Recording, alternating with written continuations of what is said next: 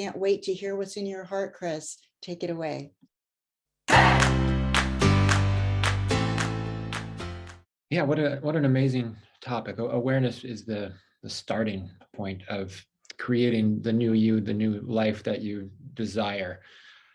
And to answer that question, how do I reflect on a new awareness? What a great question. Well, first I kick and I scream and I deny and I curse the person who brought it to my attention, right? Maybe that was the old me a little bit. Fortunately, I've grown a little bit since there.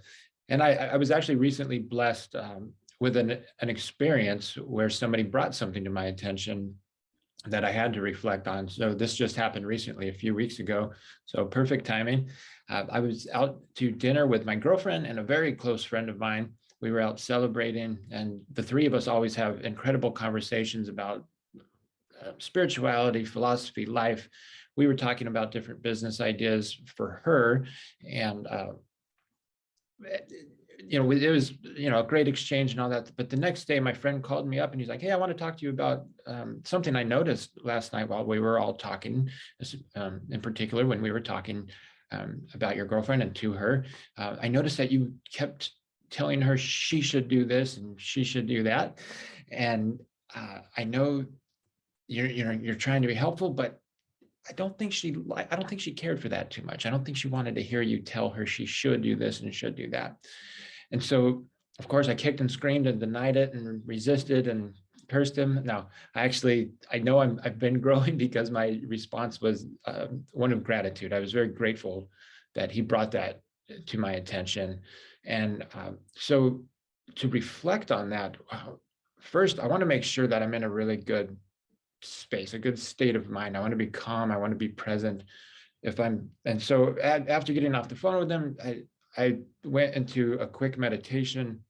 So I meditated for a few minutes just to make sure that I was at peace and feeling okay, and coming from a place of love. And so and then like once I am able to do that and I know that I'm in a good headspace, then I want to get really curious and I reflect on that. So I started asking myself questions. Okay, what is what he said true? Did that happen? And I thought back, yeah, when we were talking about different ideas for what she might be able to do next, I did say, oh, well, you should try this or you should do that. So I absolutely did that.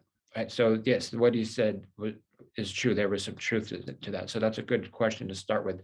Where's the truth in it? How much of that is true? Even if it's a small percentage, where's the truth? And then, all right, now what's the impact on her? How would I feel? And like start to become empathetic and say, how would I feel if somebody was telling me I should do this and I should do that, or I shouldn't do this?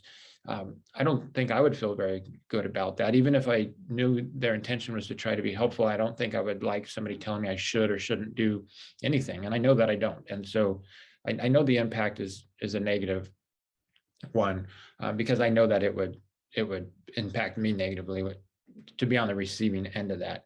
And so the main thing for me is to go below the surface of the behavior itself. Because if I just reflected on the awareness of the behavior and said, okay, well, all right, I'm not going to tell her she should do this or should do that anymore.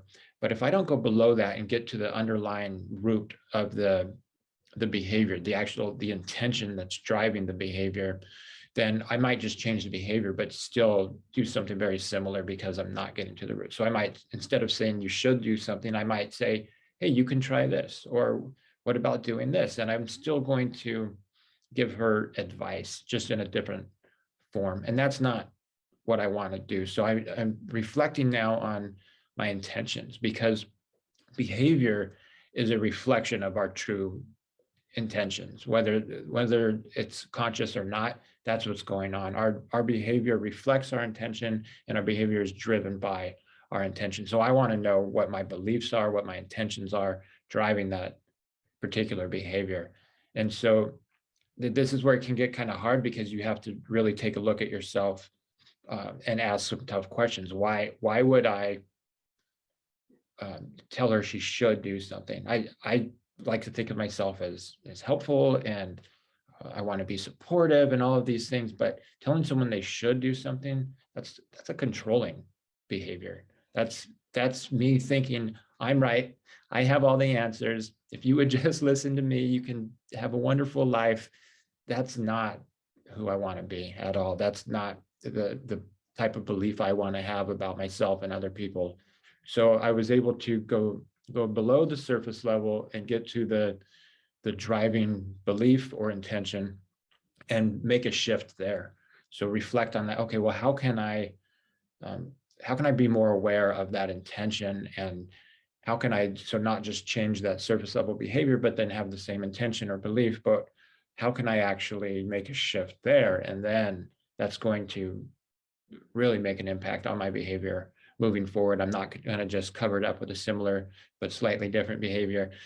And so I had to ask those questions and have that awareness that, oh wow, okay, that like the true intention there is actually that like she should listen to me because I have all the answers for her, and that's not what I want. So I need to shift back into, okay, well, I want to be supportive, I want to be curious, I want to be present with her, I want to help her find her own way, not tell her the way.